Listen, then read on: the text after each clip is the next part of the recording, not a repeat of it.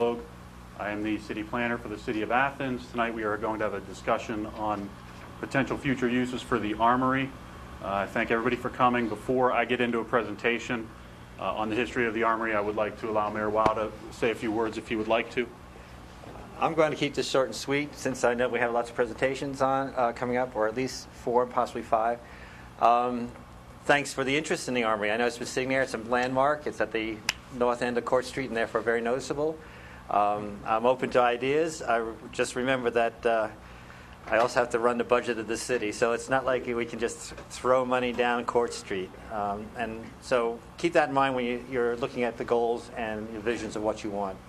There's also, they're nice, but there's also has to be grounded someplace. And I'll leave it at that, and I'll let Paul take it back.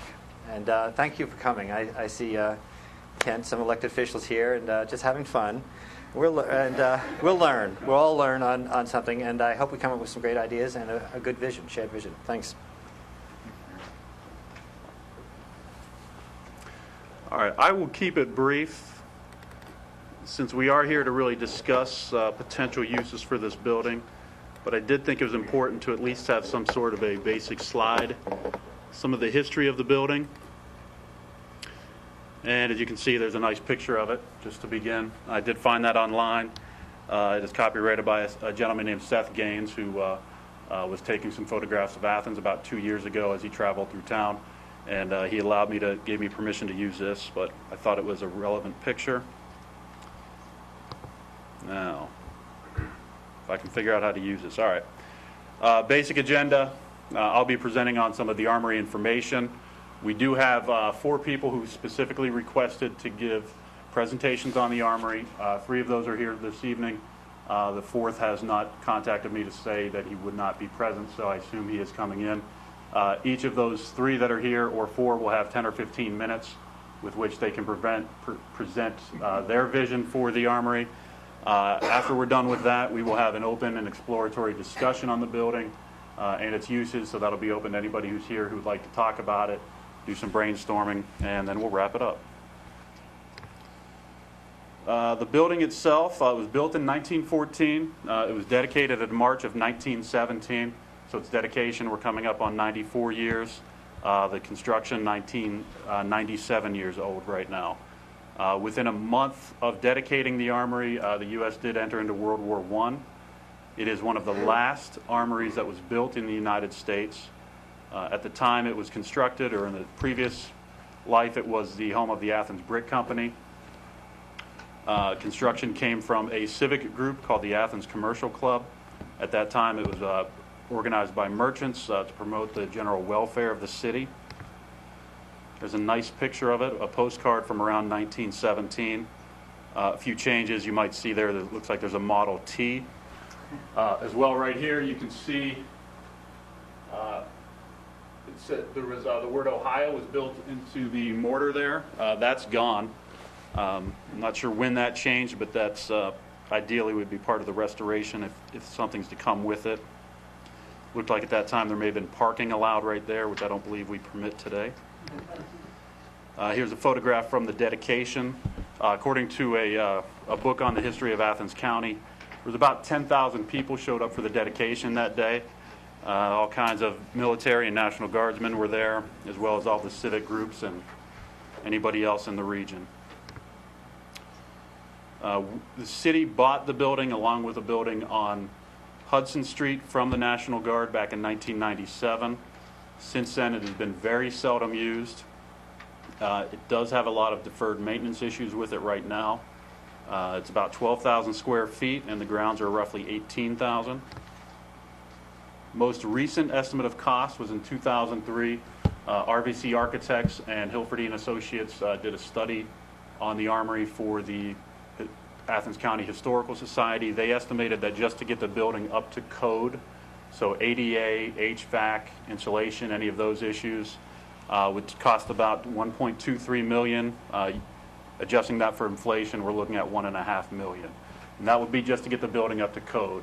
That's not even really considering potential for use on it. And the rest of my presentation, I think I've just got a few pictures for you. There's looking out the front doors. As you can see, the connection to Court Street.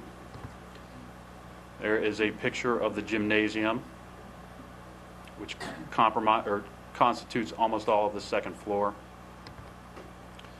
The basement floor the city is using right now as a storage facility.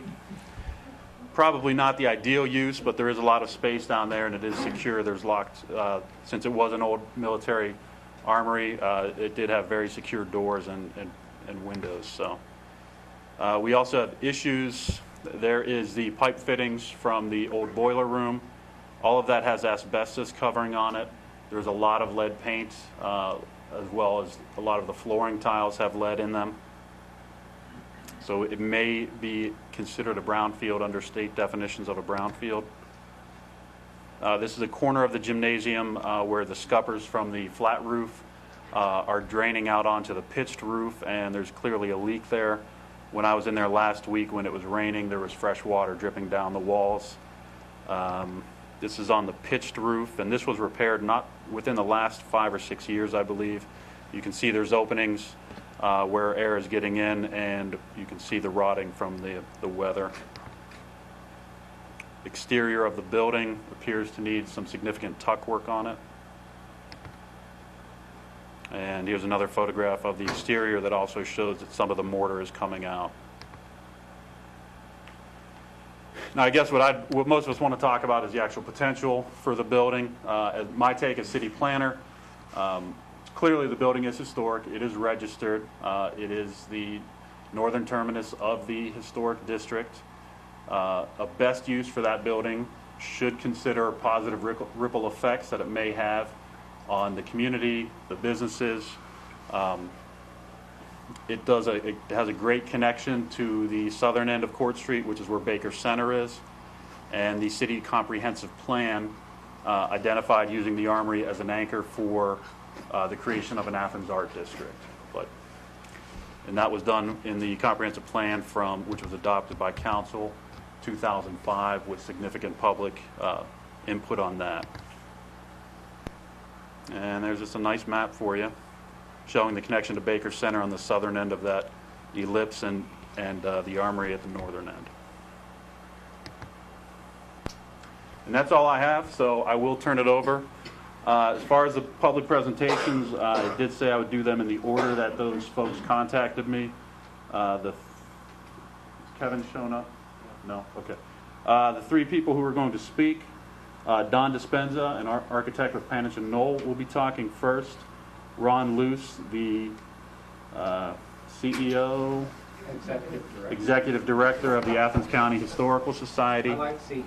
And Bob Winters, who is retired faculty from Ohio University and is the chair of the Athens Municipal Arts Commission. So we'll be speaking in that order. And Don, the floor is yours.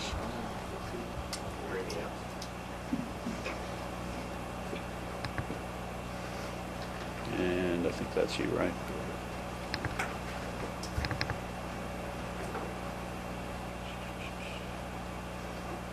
That slideshow. Sure. I think you just want to click there. Okay. All right. Good evening. My name is Don Dispenza. I'm an architect here in Athens. Before coming to Athens, I worked for an architecture firm in Cincinnati that did developments really all over the world, but they kind of focused on retail and entertainment projects. And we did these projects, from Schenectady to San Diego to Taiwan. And after a period of time of doing this kind of work, you kind of get a feel and an eye for certain things. And there's an old adage in real estate about location, location, location. And this project kind of, made it kind of impressed me a little bit because of that. And then my sort of design mind started to kind of work on it because of that location. And then when this project came up and people started to talk about it, I was, interested. And I had already had some ideas, and I'd already kind of thought about it. I remember sitting at Brony's, drinking a beer with Andy Stone one day, looking at the building, and he wanted to turn it into a bathhouse, which always made me scratch my head. But it really got me thinking about, what a great building, what a great site, what a huge opportunity. And that, for an architect is always our favorite thing, is to sort of look at these things and see the opportunity and try and make something of it. So that's kind of where I came from and why I got interested in it as a little bit of background. one of the first things I did was to sort of study the typology. What other projects are out there? What do people do typically to their old armories? And, every armory in every small town's got the same set of issues that we do. It's in disrepair, it's not properly maintained, it's got asbestos, et cetera, et cetera. And some communities have been very successful. So there's probably a lot of lessons learned. This is a really brief look at it as some successful or sort of interesting reworks of them that I took. The upper left is from Newburgh, and I believe that's in New York, where they took, and if you look at the sort of architecture of the inside of this space, it's very similar to what we have. It's kind of got the low trusses, it's a basketball court. They clearly went and turned it back into a basketball court, which I personally would love, but I don't think you can get the three-point shot past those things, when you're hitting the long ones. But a very successful project.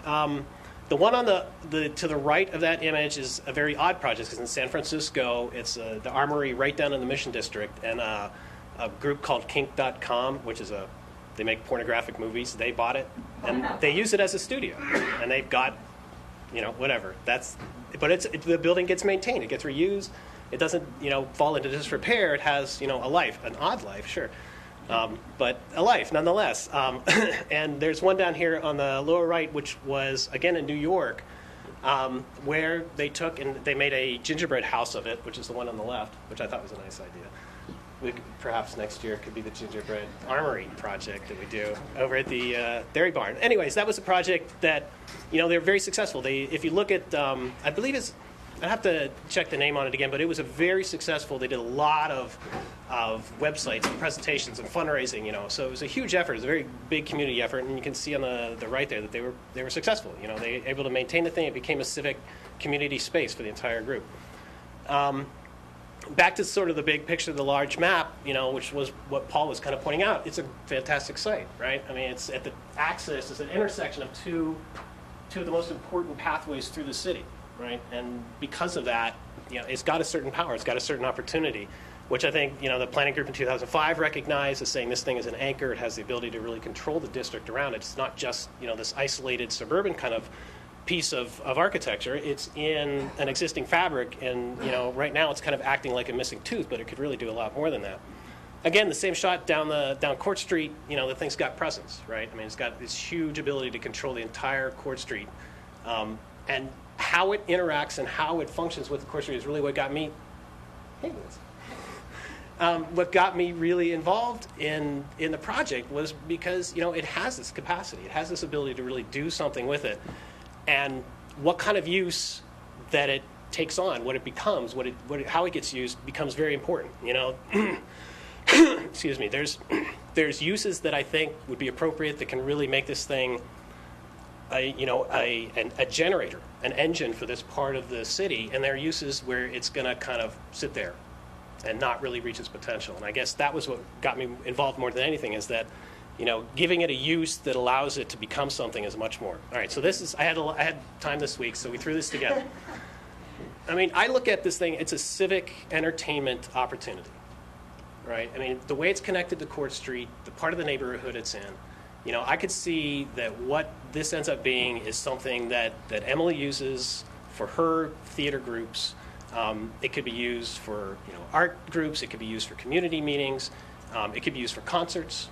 That it becomes a much livelier project, and it's sort of interactive with the community. It becomes something that a lot of different groups throughout the community use. So that's the sort of picture in my head.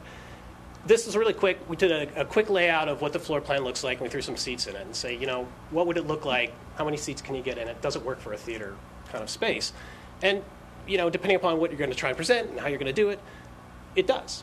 I mean, there's enough space in there. The volume of the space is great. You're going to have to do, obviously, work with how you handle the acoustics because you've got so much headroom up above.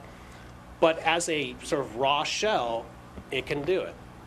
One of the things we did in the Athena Grand, over where Big Bear used to be, we did that project, and when that was a Big Bear, it was a Big Bear, we turned it into this theater, and one of the ways we did it was to sort of carve into the floors, which you wouldn't necessarily need to do here, and build back the stadium seating with foam blocks. It's sort of the industry standard for how you create inexpensive stadium-style seating.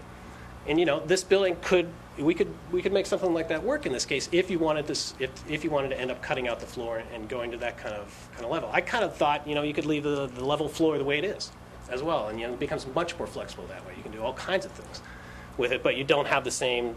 Again, that's kind of like when you get to the specifics of how it's going to be used from a theater versus display space or et cetera. Those kind of things have to kind of get worked out, I guess. So that was the idea, in a nutshell. Any questions? Go ahead. I'm sure you did. Being the placement of where it is, especially historically, even before the present era of settlement. I mean, since Athens was settled by Europeans. Did you have a chance to look at what was around it before then? Nope. It's the notion that I'm looking at here is really just its current context. Right. There's a regional contextual idea that this thing sits within a fabric of the city, and what was there before. Interesting, definitely relevant. I don't know. It depends what it is. Perhaps sometimes those things can help, sometimes not. But I mean, my focus was really on where's this thing at? What can it do to help? What's around it? And become part of a participant in the overall city. So. Good feng shui. Vivian would be able to tell us. She's the local expert on that. So. All right. Is that it? Done.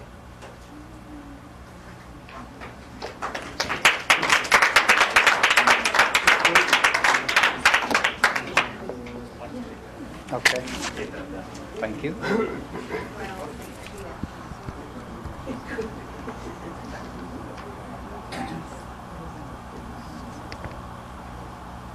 You did not have I do not have a problem. do you want a picture of it up? That would be fine.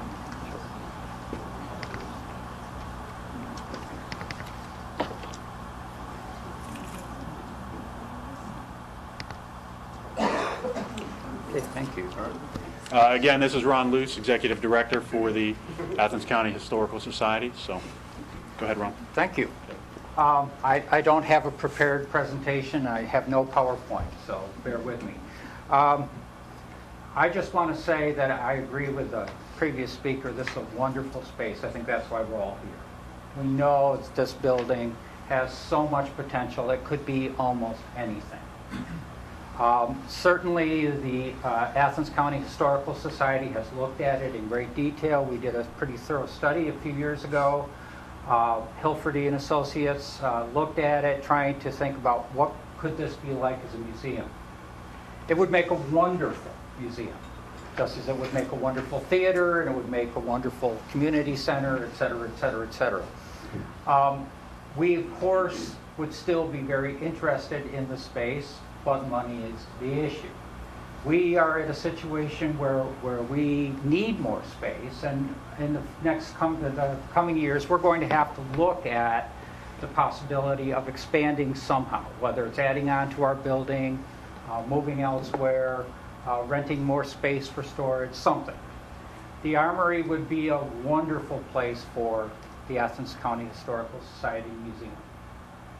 But I want to come down to the reality that when we looked at that building, it was going to cost several $1 million to make it into a top first-ranked museum. I've talked with a couple of people who suggested that we could do absolutely bare minimum sorts of things for around $500,000. But the reality is we don't have $500,000. I don't know anybody in town who does. And if they do and they're ready to let go of it, please let me know. But I want to suggest something a little bit different. We don't have the ability to come up with the funds. If you all agreed it should be for the Athens County Historical Society, we don't have the ability to come up with those kinds of funds at this time. So what I do want to suggest, at least at this meeting, is we're probably not going to solve this problem today. But what I would like to suggest is that we need to think in terms of preservation. We have this wonderful building that is deteriorating. And as long as the public talks about it and we don't do anything, the building continues to deteriorate. The building is leaking. There are some things that need to be repaired. What I am suggesting is that I would be happy to work with the city and with the mayor or anybody else to see if there's any funding that is available to at least shore this thing up, so that if it takes a while for us to decide as a community what we want this thing to be, it's not falling apart all that time that we're making those decisions. So I would like, I mean, unless somebody here has big money that, or you have some big money source ready to jump in and make something big happen, I would like to say an initial step should be to think in terms of preservation. This is a historic piece. It should not be lost. And it should not be lost to indecision. It should not be lost because we need 10,000 or 20,000 or whatever it may be to fix the roof, so at least it's not leaking, or windows that may be broken or whatever. So I would be happy to, as the executive director of the Athens County Historical Society, to think of it from the standpoint of preservation, work with the city, and see what we can do to at least make that much happen. And then the community has a little bit more time. I don't see the Athens County Historical Society being able to come up with that kind of money in the near future. I love the idea that was just presented, but I'm trying to imagine what it would cost to do that and who's going to pay for it. And many of the other things I've heard of it being a teen center and various things like that, all great ideas, but where's the money coming from? So I say shore it up first, make sure it's safe, we don't lose this historic item, and then begin to move forward with a long-term plan. So that's my 2 cents for whatever it's worth. Any questions?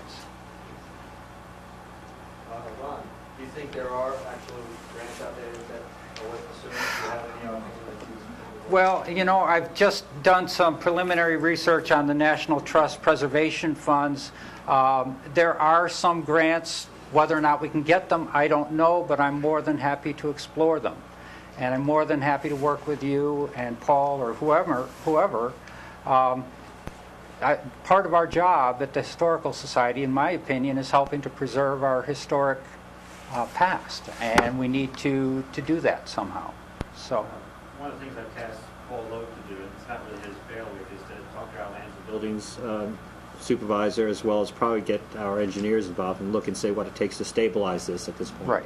And I know I'm off mic, so you're probably not hearing me, but again, it's a good point that why we decide we need to make sure it doesn't deteriorate anymore. Exactly. And that would be the first step, is deciding what are the absolutely essential things that are going to allow this building to continue to stand while we all try to come to some agreement as to what this place should be. Thank you. Yes, I'd sir. like to ask the architects, in terms of cost, would it be more costly to rehabilitate the building as it is, or tear the building down except for the front, the facade, because after all, that's what people really see, and put a new structure in that would be incorporated into the front facade? Please don't tear the building down. I'm just, From what I took a walk through it, and again, I was very brief. If David Reeser was here, he'd probably give me a better answer, because they had a much more detailed analysis. But I mean, it looked like the frame was in good shape. I mean, the building's solid. It's got a few leaks here and there, but it's been well maintained. And you look at it, and the finishes inside are good. You don't see big cracks and stuff. So I would say that, you know, depending on what the use is, if the use can fit the space that's there now, you're much better off keeping it exactly as it is and do that as minimal renovation as you can. From what I saw, again, David would have a better explanation, more details. And as a preservationist, obviously, we would be much happier preserving the building exactly as it is. Well, you know, as architects, I mean, we strive to try and create something that's got the solidity that this does. And it's very hard in today's market with the pressures on building and the cost of construction, things like that. I mean, you could not build this. You can't find the people who have the skills. You couldn't afford it. So to get rid of it would be, you know, it'd be the last thing. Anything else? Yes. If it were to be a historical museum, would you need or want the entire building, or might it be multi-use with you'll be taking a big chunk of it. Yes. What would it be? Well, I mean, if I could have my dream, this is the run loose, and well, I can't speak for the whole historical site. This would be the run loose dream. That yes, we would have the whole building, and we could expand. And I mean, history doesn't stop. We're going to keep growing over the years, so that would be ideal. On the other hand, we desperately need storage space. So if this became a community building of some kind and there was some way to have some storage space in it, that would be a help to us. So I don't think we're open to saying, I don't think we're into saying we want it all or else. But certainly if that were the dream, that would be the historical society someday. Yes. Do you have numbers on how many people currently visit your museum? I don't have them off the top of my head, but it's not that huge, but it might get bigger. So it's hard to say. Anything else? Thanks, Ron. Yeah.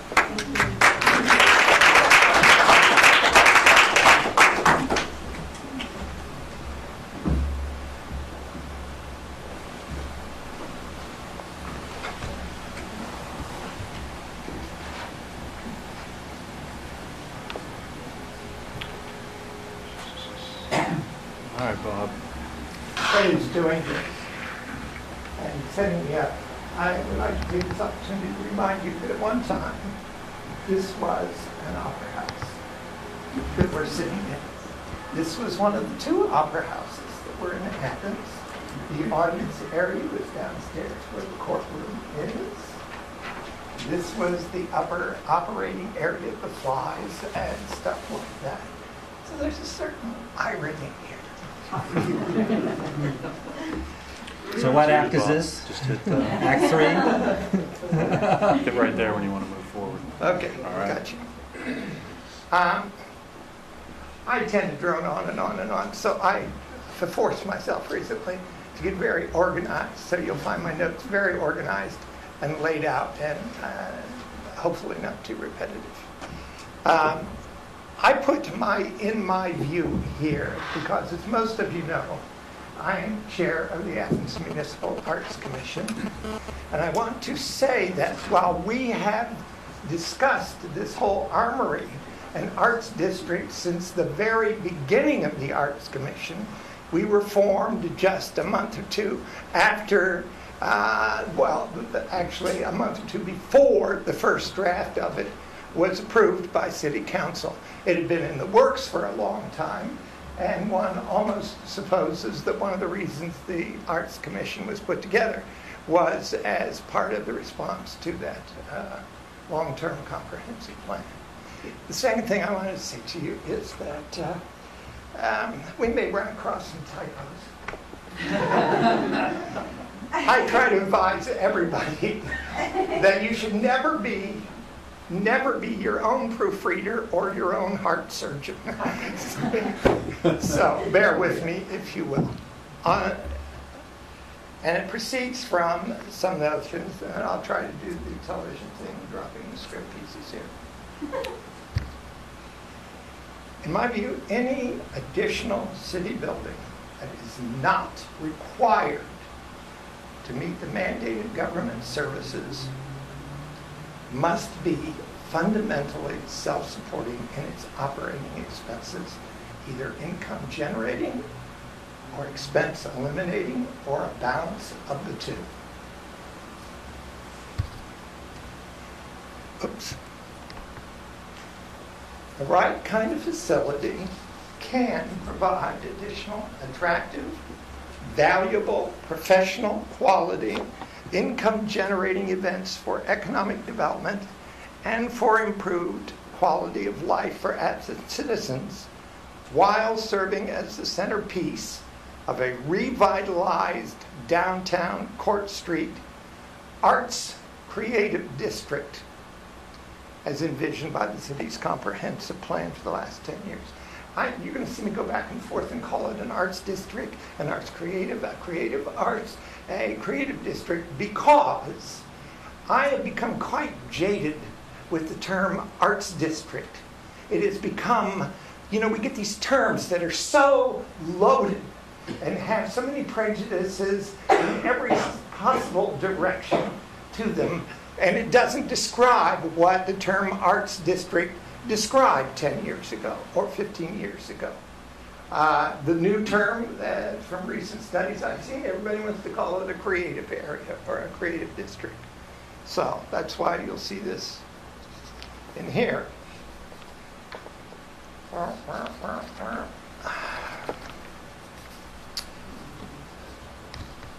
Initial basic funding must be found by the city to do renovations. That is to pass a safety inspection and to do these core things we've been talking about. And then more funding to provide facilities to suit the requirements of long-term lease contracted tenants. The building must be designed, renovated for a specific purpose or a combination of purposes that can provide the opportunity for it to generate its operating funds. Why do I say the city has to do that? Because in the end, the city's got to own the building. So whether the city does it with somebody that's hired to help raise their funds, or a group of citizens come forward to help raise the funds, it's nevertheless got to be through the city for the thing to work and for the city to own it and take that area of responsibility. The facility under professional management must generate funds to support its operating. Oh, sorry. Damn. Well, get you going. The facility under professional management must generate funds to support its own operating expenses after it gets renovated and not be an ongoing additional drain to city resources or demand ongoing support from the taxpayers. That's a blind road that will never work. In my view, the city is currently unable, underfunded to meet its need and its challenges, and I don't see any apparent golden bailout coming to the rescue. So I'm saying that once the thing is built, however we get the gifts or whatever to build it, it's got to run itself and not be a continued drain on the city or whoever owns it. Just can't be. The city must own the Armory building, having remodeled it from grants, CBDG, or whatever sources. I'm not familiar with all these mystic terms. But once the remodeling is complete, the city must not be in the business of operating the facility. There needs to be a professional, probably nonprofit management, which operates under a long-term lease and pays sufficient rent to the city for the city to meet the cost of leasing. Operating such a facility is not in the area of expertise of city government. It is anathema, in a way, to the very way the city needs to function to work within accepted small government guidelines and procedures.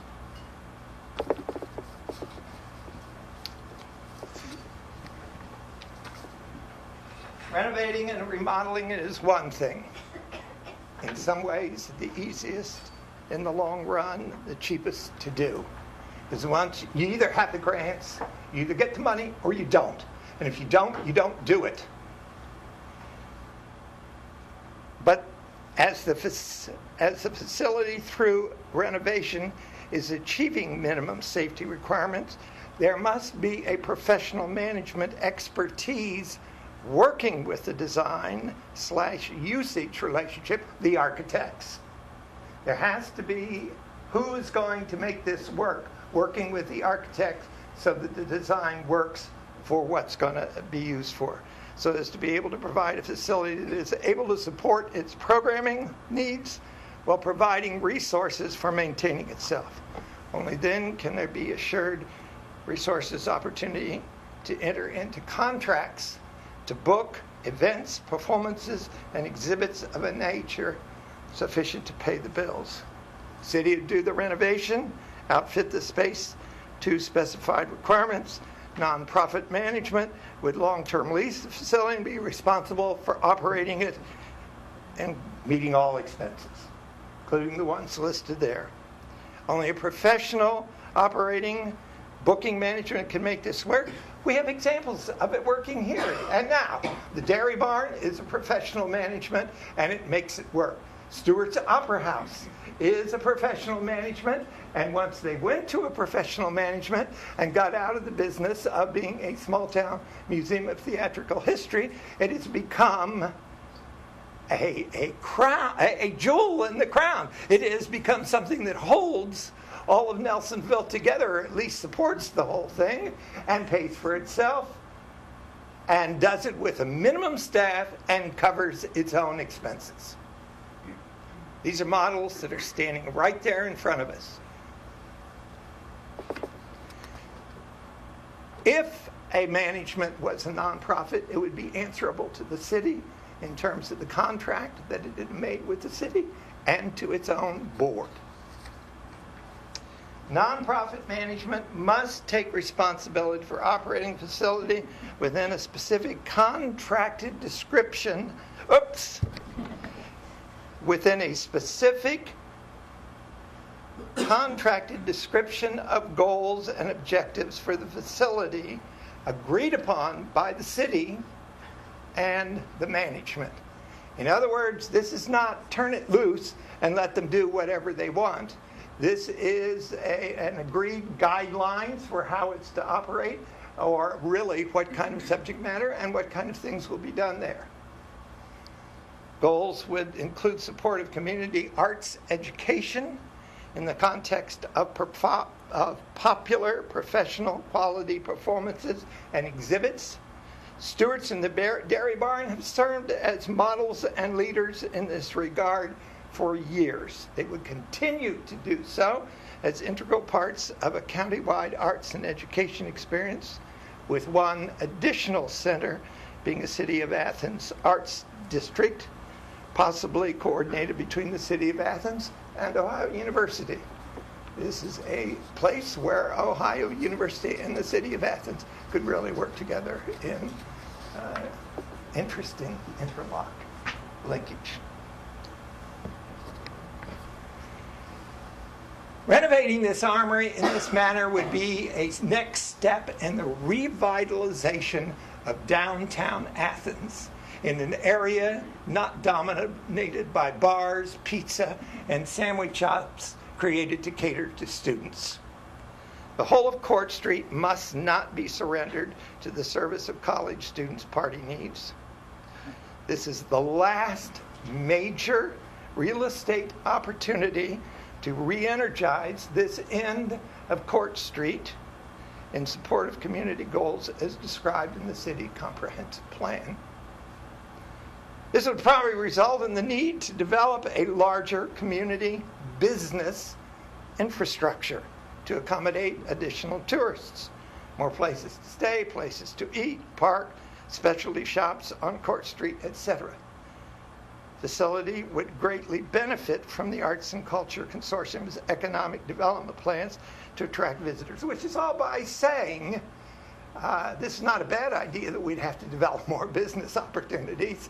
That's exactly precisely many of the things that a lot of people, the Economic Development Council, the Arts Consortium, AMAC, and others are targeting right on to get some business going in the businesses that are already there and to stimulate business for additional people and other opportunities. Very much what Don was presenting earlier. I think he's got his hand right on the whole notion of what that can do. He does one kind of research. I read a whole bunch of what happens when people do this downtown.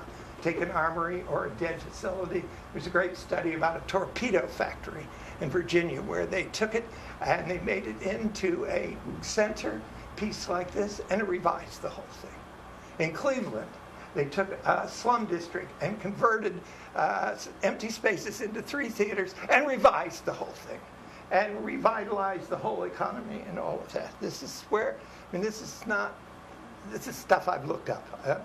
Wasn't born with any of this.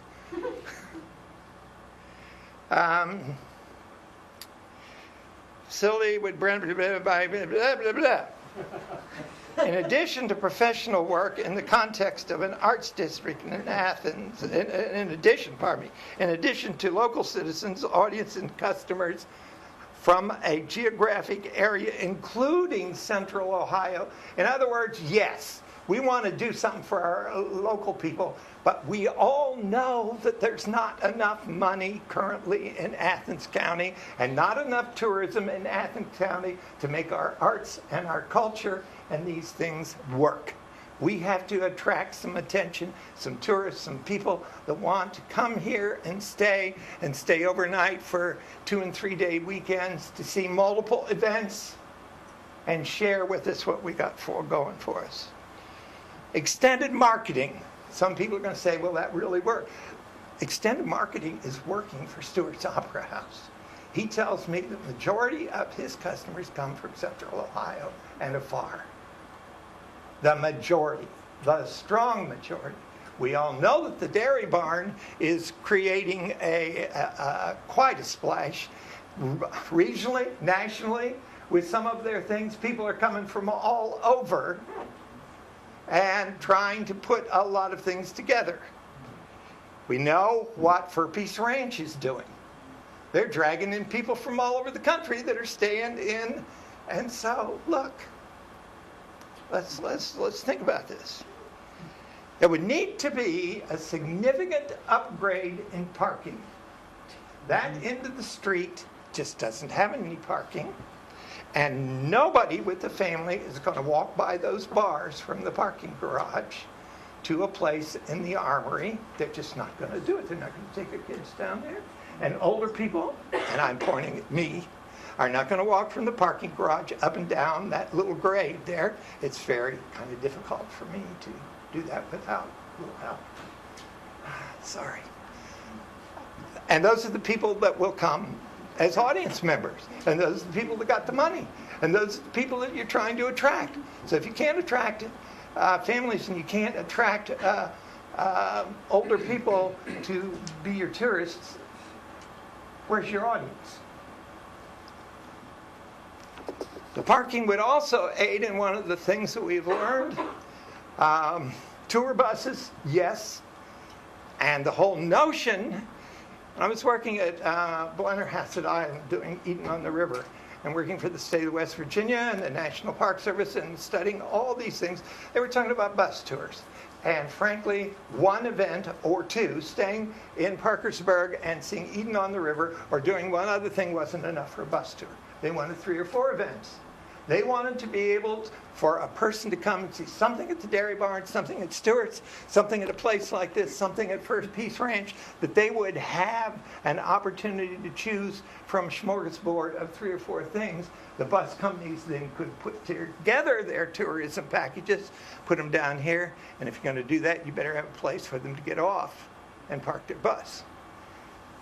Next thing is, we've learned at Arts West, one of the big problems we have with daytime programs is those school buses have got no place to stop and unload except in the middle of that Y street. They can't get up into the parking lot. There isn't room for, we got to deal with that. And any performance center that would work there and sustain itself would have to deal with school programs. Professional arts for school kids and working with the school systems.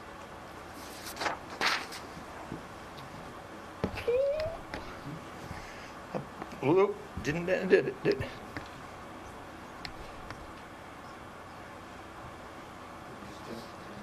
I think I did. Can I go backwards? The other arrow. I'll just read it to you. We can figure it out. Okay. Well, you're figuring it out. I'll read it to you. You're trying to go back one? Yeah. I think he jumped A performing arts facility can produce income sufficient to attract a nonprofit management group, provide this opportunity to the community that we're describing, and meet the funding needs of the requirements if The facility can provide 300 to 500 seat, well-equipped space sufficient to attract top professional performers, and ongoing rental income from related spaces for artist studios, classes, everything, for community arts education for youth and others. This may not be a proscenium theater like Memod or like the Baker Theater. All that mechanics and stuff like that, wow, come on, seriously. But more like a thrust stage, which is what the Forum Theater is, or in the RTBC building, or the black box style of theater, which Don was describing a form of, which is in the Kantner Theater, in the Kantner building, called the Hahn, or the Ensemble Theater in Cincinnati. A black box is where you have some flexible seating. You have it on risers and stuff, but you have the ability to move it around and change the shape and relationship of the audience to the stage sometime.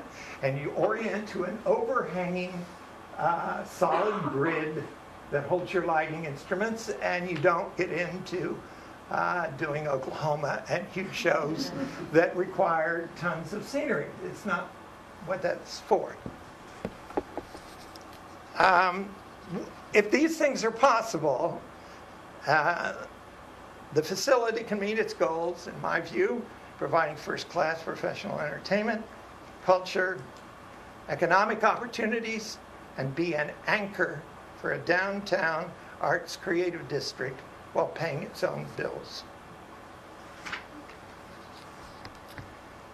The facility can be a part of, indeed the heart of, a downtown arts district with venues offering cradle-to-grave experiences and arts education for all. Do you like that? It can provide a significant, I'm trying to keep this all awake here. It can provide a significant upgrade in the quality of life for Athens City and County citizens, its guests, that's what I call our students, and its visitors. It's a nice way to differentiate, don't you think? Linking together the community and OU's fine arts and education missions, and become a key part of strategies focused on uniting arts culture in Athens County to support economic development, create jobs through tourism, on parentheses, and re-energize downtown Athens as a means of providing enhanced quality of life for its citizens and all who come here. This should and must be considered a small business and treated like a small business. One of the great errors that we make right now is that our major arts institutions and some of the smaller ones are small businesses. And we start recognizing that. This was brought abruptly to my attention when I talked with the president of Dave Gustafson of Alpaca. He said, we see ourselves as 40-some small businesses all trying to unite together. If they have that attitude, and I believe them, certainly the Dairy Barn is a small business. Stewart's is a small business. In the same sense that Stevens and Casa and Lamborn's and stuff, they just do different businesses. And if we start dealing with them as small businesses, the same as the County Historical Society is a small business. Nobody expects it to be anything other than a business. They don't call it show play, they call it show business. Cool?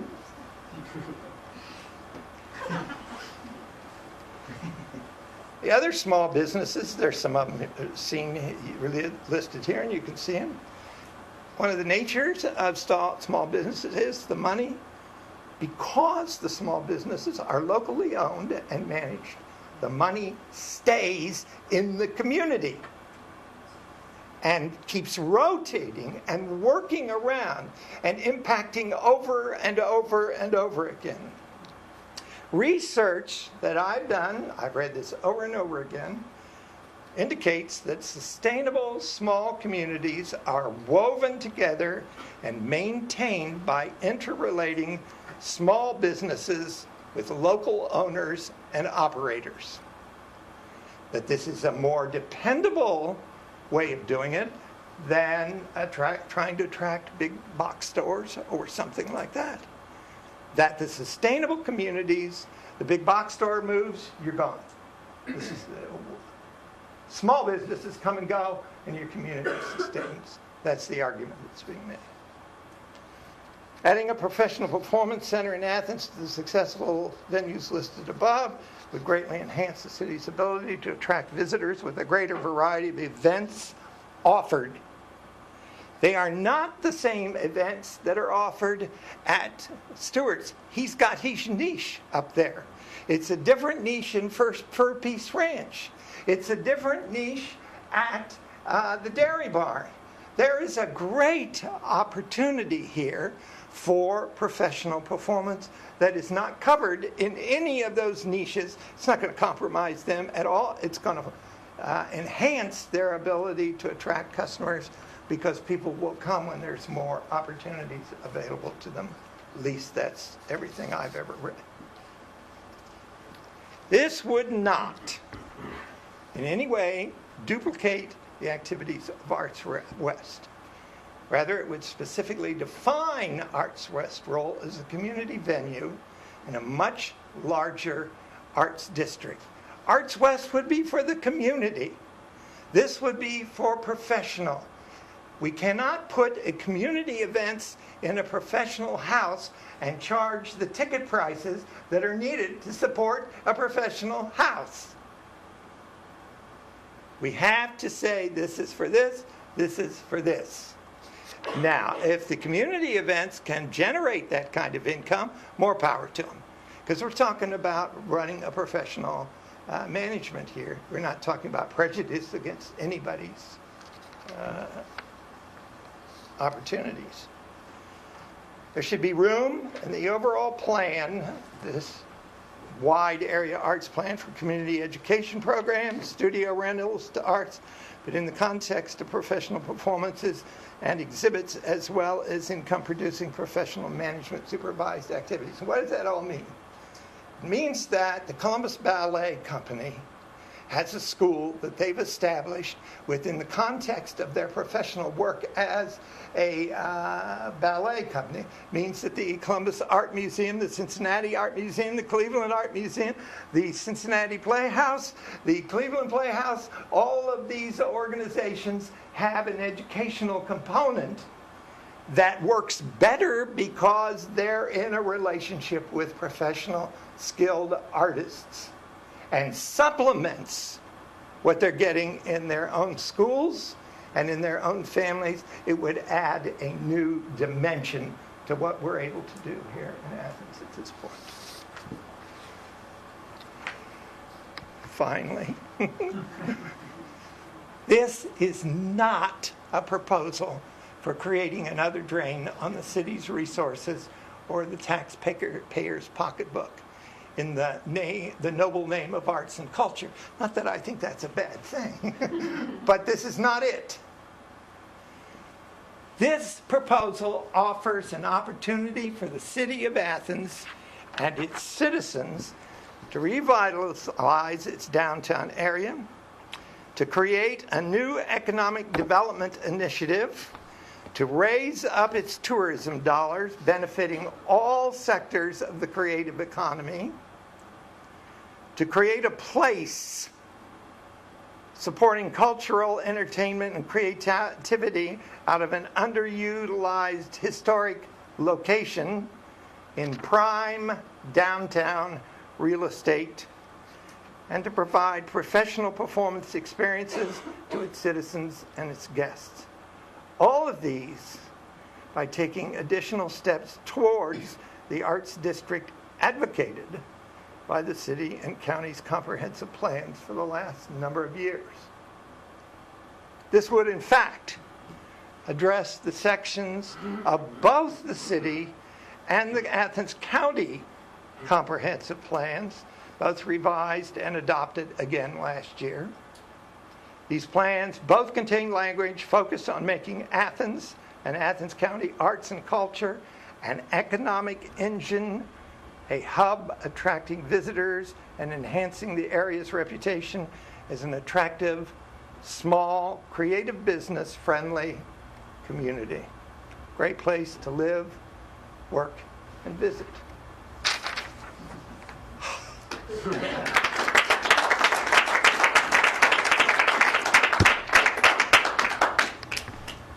Let's go on. Questiones, questions? Where would you envision parking? Isn't there like a Dollar General next door or something? Precisely. There's a Dollar General next door, and people keep asking me that, and they say to me, well, what if they would? I said, I don't know how these things will work. I know that the city sometimes says to somebody that's on a property that they want, why don't we trade you this property that we have for that property that you have?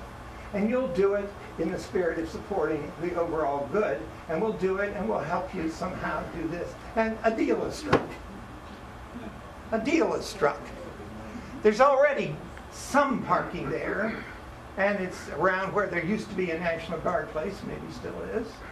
And that's the logical place. You're not going to tear down the Masonic Lodge, and you're not going to tear down the buildings. If anything, you're going to fill up some of those empty shops, and all those shops that go all the way to Baker Center on Court Street with the remarkable things they have in Asheville, North Carolina, where they advertise the Handmade in America, the remarkable things they have in northern New York in the wine country, the remarkable things in Taos, New Mexico. These are all case studies that we've looked at to see what happens when you do something like this, and it builds and rejuvenates a downtown. Could I sit here and write you a check for this? No, come on. I can't write you a check. Have I seen, well, look guys, I was there standing in the field with the cows before it was the dairy barn, and looking at how they were, and people were coming on with this great dream of how the whole community would benefit if they took this dairy barn from the insane asylum, sorry if I said that wrong, and cleaned out all the bovine droppings and converted the whole building. It would become an art center that would be known far and near. And some people went, and they were wrong. Because that's exactly what has happened. There were people who questioned whether it was worth making the investment into Stewart's Opera House the first time, because I was there. I was Penny Steenrod's thesis advisor, or one of them, and I went through all of that. I went through the place with him. There was before, then there was another time when it burned down. Oh my golly, it's not going to work. We're shocked. But they girded their loins. They went out there and did what they needed to do to make it work, and look what it's done. What, they're going to have a music festival there? Last year they drew 5,000 people, or 5,000 to 6,000 people. How many people do you figure they're going to draw this spring? Wow. Mayor Paul. Obviously you thought it out pretty well. Well, come on. Some of my sentiments about the cost for the city is very similar. For an activity like this, I know Stewart Opera House. I don't go there as often as I should because I play too much country music. But at the same time, how much activity would you see needed to maintain this? I mean, as a model for the dairy barn, which I know has ongoing exhibits and workshops, and this is not that, and it's not the Opera House. And the Opera House is pretty much every weekend, I think. But not every No, the Opera House runs about 2 weekends a month. Okay, that's what I didn't know. They run, maybe. I think there are 2 big events up there this month and 1 smaller event. The smaller event, no disrespect, is the production of the local community theater, the ABC Players production of Cat on a Hot Tin Roof. That is, in their way of thinking, because of the ticket price and so forth, a smaller event. But they sold out The first lady that was there, Lucinda Williams, sold it out to the wall. And they're looking at selling out this Rhonda Vincent and her people coming. I was there for the Old Time Fiddlers thing, and that was sold out. I was there for their fundraiser, and most of that was sold out. I mean, they're doing real business. But there's nobody. We've sat around in the consortium meetings and said over and over again, everybody, some people, the Stewarts are doing well, and the Dairy Barn's doing well, but there's nobody that can't use more customers. They can't use more audience. There's nobody that's, oh, don't bother me, I got it made. Thank you again. Thank you, Bob, for your presentation. In conversations that you've had with Dean Charles McWeeny, could you see, from the School of Fine Arts, could you see potential town gown benefits or future workings there? I can't really answer that question right now. He and I have discussed it.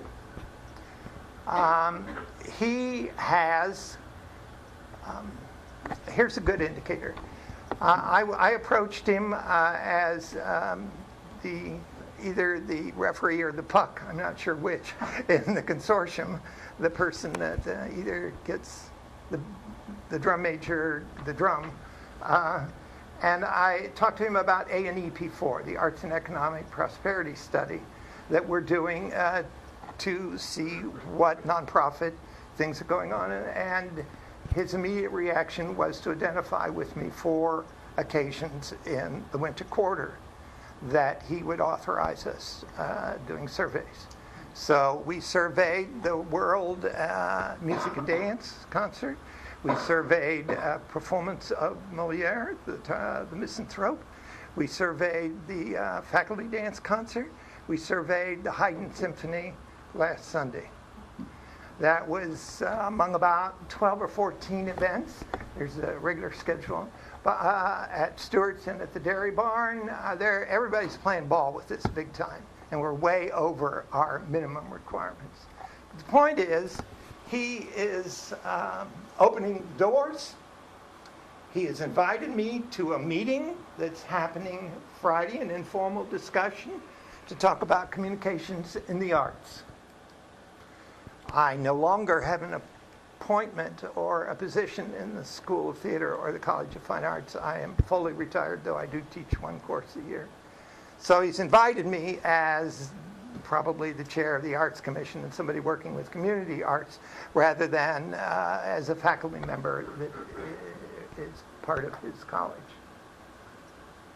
I think, I don't know if you know this, but Dean Chuck McQueenie, who is himself an artist, he's a ceramics guy that's really well known in a lot of important circles, is also a member of the Ohio Arts Council. So he's seeing a lot of these things from a number of different, very useful to us, I might say, perspectives.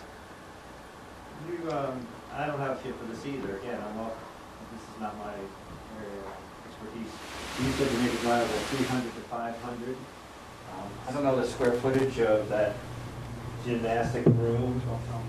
12,000. Can you fit 300, 500, 12,000 square feet? That's a question. I looked at it. I eyeballed it. Okay, I was there 2 or 3 days ago. Okay. And I looked around and I said, yeah, probably. Yeah, probably. But I gave up all my drafting tools when I retired as a design teacher. And so we're going to ask, no, I mean, seriously, I gave them all to my son who went into design in the School of Theater. So we're going to have to ask the architects to look at that and see. But here's the point. Here's the point of that whole thing. If it's less than 300 seats, I don't know that it's economically viable without huge ticket prices. So the 300 to 500 seat, there are certain things that go on in the actors union. A 99-seat house is one thing, blah, blah, blah, blah, blah. And 300 to 500 is usually something you can kind of depend on. That's the ballgame. I have no picture of what it is. Mayor, just as an example, I believe the black chairs everybody's sitting on down there, there's 45 of them in this room. So there's roughly 30 of us in here. There's plenty of seats to spare, and there's plenty of room, and this is a room that's probably an eighth of the size of that basketball gymnasium area. Seats. So we could fit 75 to 100 if we were doing it for an auditorium system where there's a stage. In here, relatively comfortable. When you did your seats, how many seats were there? Yeah, I don't think that would be an issue. The image we looked at had about 125. So, I mean, you get to the lower end of the 300 to 500 range without too much. A lot of it has to do with how much stage you need, how much backstage you need, how much entry sequence. There's ways to lay it out that you can maximize and create a little bit density, but then it might be detrimental in other ways. So it's a balance. And part of the point of a thrust theater is that cuts down how much you need backstage. It would probably require that we find a way to come up from the basement as entryways on stage left and stage right, and provide entryways in there. But I think that's another way to really save a lot of floor space for seating it off. Because I think you could come through that floor. I don't know. It's just a wood choice, Yeah. for the most part. Additionally, the nature of a black box is that you could have the 300 to 500, but it would be flexible enough that if you needed a 99-seat house for a smaller performance, you can make that adjustment easily. Stewart's does these on-stage concerts that they just close the curtain, have these wonderful things that create very much a club or a bar environment for people that they know they can't sell that house and they don't want you feeling like you're rattling around. The very nature of a black box is that it addresses that. And let me say to you that I specifically avoided the word theater and use always the word performance. Yes, theater, of course, but string quartets, dance, musical ensembles, touring things, there's a wide variety of things that are available that are first-class professional that will not fit, in a sense, in MEMAUD for the very reason she just addressed. If you put it in MEMAUD, it's just like, it's just only it's lost in the space. And just like MEMAUD has the same other problem, it's not big enough to handle some of these big road shows that come in there. So I'm talking about performance. I'm not talking about theater. Are there possibilities of lectures and cultural events in between? Of course. My imagination is going wild here. I'm thinking, is it possible somewhere in there also to conceive of a community center that would be arts-related? A youth center, that would be arts-related. I'm trying to cover several pieces. In my view, we have the community center. We have Arts West. I don't see, without finding a way to make it commercially viable, that we can afford something in addition or to replace either one of those. I just think that's, let them do their jobs, let them fulfill their missions. I even see, frankly, if you were to ask me, you aren't, I would even see eventually the purchase of other vacant properties along that to turn them into studios, to turn into workspaces, to turn stuff to really create. I mean, there's the Gator sitting there, isn't it? There's some other shops downtown just empty that could be turned into something that could generate and draw and pay off a million different ways. I mean, if you're going to make downtown work, then what? And so I kept saying to myself, well, if we lose the Armory to a parking lot or to student housing or something like that, our last chance to really revitalize and regenerate that is gone. So what will work there? And I agree with your assessment and some other inferences that have been going on here. How we get there? I got a schedule, a plan. Other questions? Does anyone have general comments or other ideas that they'd like to propose or that have come to them from this discussion? If anybody would like to, that was part of the conversation was to allow for just an open forum to talk about other ideas somebody may have if they did not want to present earlier. If anybody does, there are open mics. You're welcome to talk. Just as a reminder, we do have a sign-in sheet in the back, and there's also a copy of the city's comprehensive plan as it relates to the Armory for anybody who would like to take it. But if anybody wants to talk, this is a good opportunity to do so. I think we've had 3 really good presentations already. Don, I did have a question for you. Sure.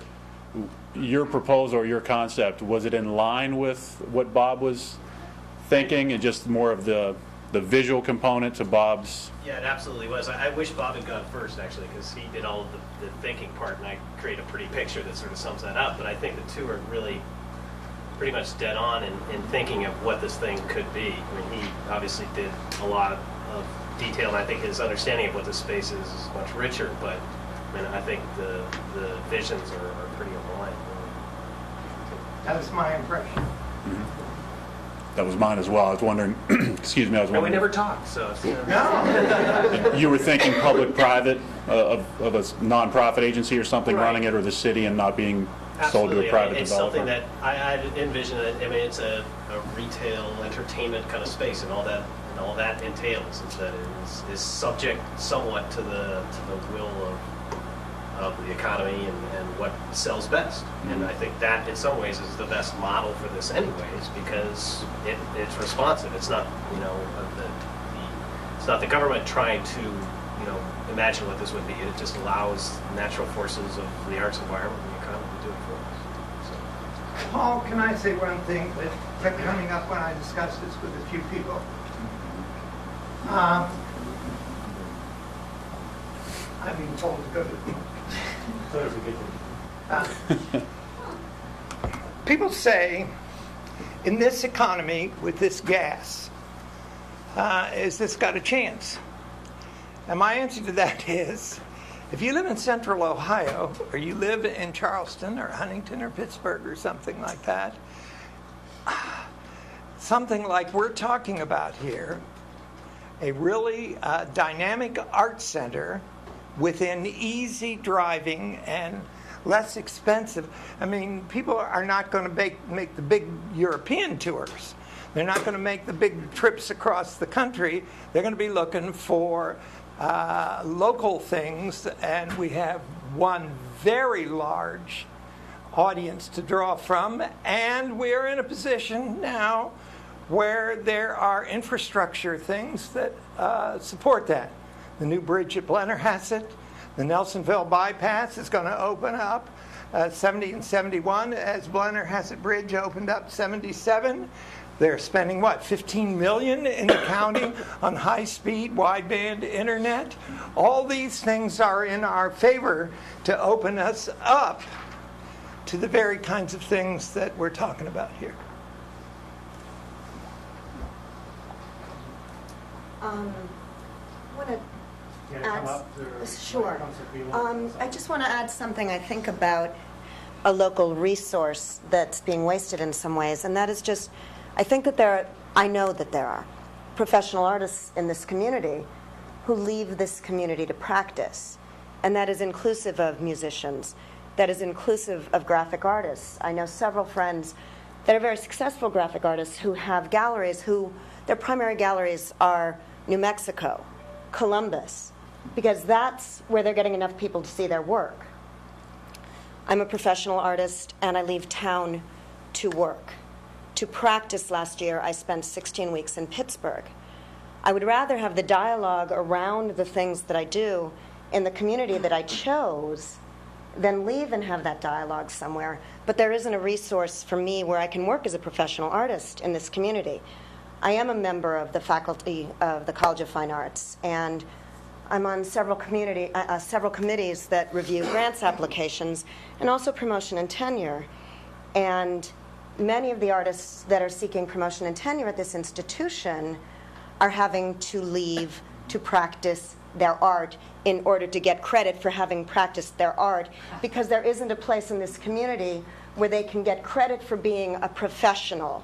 And that is inclusive of all of the areas. I'm sitting on committees where I'm reviewing promotion and tenure applications in the School of Music, and playing here doesn't count. But playing in Columbus does. So to be able to take some of those performances that are hundreds of yards away and put them in a venue where we are taking advantage of our resources. We take advantage of our resources in so many ways. And then there's this key resource, which is a professional arts community with no professional arts. Well, I won't say none, because I go to Stewart's all the time. I go to Dairy Barn all the time. But not sufficient professional arts venues for the people who want to practice in their own backyard to be able to practice in their own backyard. And the other thing that I would add is that, no, I won't. That's it. What is your name? My name is Shelley Delaney. I think it was going to be done. That's my gift. I was going to come at it in a new way. Other input? Other discussion? Let me step up to the Ken? microphone. Kent, did you want to say something? Actually, I'll come near my phone. Thank you. I just wanted to say, again, Kent Butler on City Council, Chair of the Arts, Parks, Recreation Committee, and attendee at the AMAC meetings on a regular basis as well. I want to say, first of all, thank you. I think, Beverly, you helped organize this, which I think is necessary and long overdue. I had a conversation with Paul and Andy Stone at least maybe 6 months to a year ago about the Armory, knowing that this is something that's been sitting there for a long time. As an undergraduate student, I too walked into the building on a number of occasions for thrift sales and clothing, and thought, what a wonderful space and facility, and it's sitting empty. We need to do something with it. So I just want to say thank you to everyone that is engaged in this dialogue. It's terribly important, and I'm appreciative of everyone's efforts and ideas. So thank you.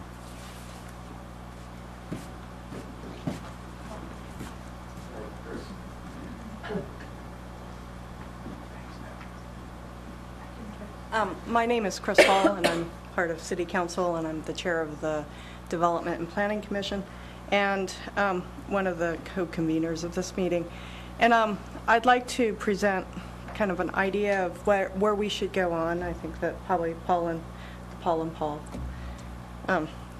team would back me up on this. I think that what Bob presented about and Ron about the structural integrity of the building is what we need to focus on first. Because I think that if the building deteriorates more, then we're not going to have very many opportunities for whatever we've talked about. And I think that there's a lot of energy in the community right now. And I think that the bringing together of economic development, downtown revitalization, and the use of the Armory is a really exciting nexus for us to look at.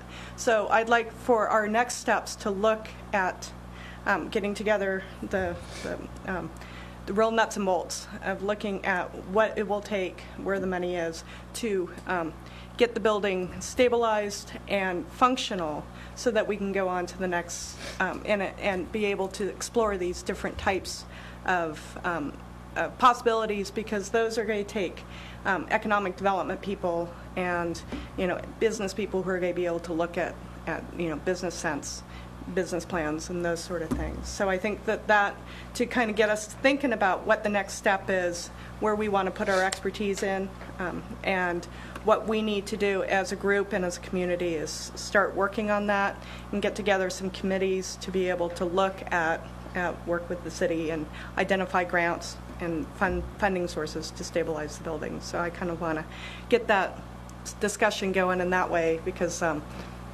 we only have a certain amount of time tonight, and so I want to kind of discuss that and get people thinking about that and get people to sign up on our sign-up list, to get people, and we can decide on the next meeting and those sort of things. So that's my 2 cents. Chris, are you thinking that should be an ad hoc committee of the Planning and Development Committee of City Council? I'd be happy to be involved with that. It would be, Is that how you're thinking of it? we can do an ad hoc committee. That would be the easiest. Part of this came out of the neighborhood executive meeting. I don't think that that's the right venue because we have so many other things to talk about. So I think that maybe an ad hoc meeting, and we can set it up so that the most amount of people can come to it. Probably, we can do it in the morning or during the day. Nighttime meetings are really hard for a lot of people. So, I presume there are a few people here that would be possibly interested in participating in that. Yep. So maybe what we need to do is, I don't know. Something that we need to do on the sign-in sheet is get everybody's email or contact number so that we can set up, maybe what we will do, Paul and I and Beverly, set up an initial ad hoc committee meeting that will meet specifically with looking at these issues of what it will take to stabilize the building and what possible funding sources are. Does that seem like a good initial step? It's a baby step, but it's achievable, I think. So if you guys, instead of, I don't know how we want to do it, send around another sheet so that we can put our emails, contact number, or something, if you're interested, and then we will contact you. Yeah. You can contact me. You can call me at City Hall, 592-3338, or you can send me an email.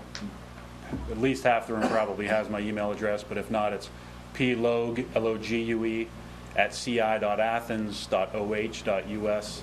and I'll be happy to try to coordinate a meeting, and we'll figure out times to move forward. So people can just, before they go out, up here, put their emails. Perfect. So we can contact you. Do you want a committee? Does anybody have any additional comments, questions, anything? Wednesday night, people want to get home. And again, this came out of mostly neighborhood association members who said, let's move this forward. I was at a meeting for the Far East Neighborhood Association meeting. They say, what do neighborhood associations do? And this is an example of it, just so you know. Grassroots isn't good. Well, thank you for coming. Yeah, thank you.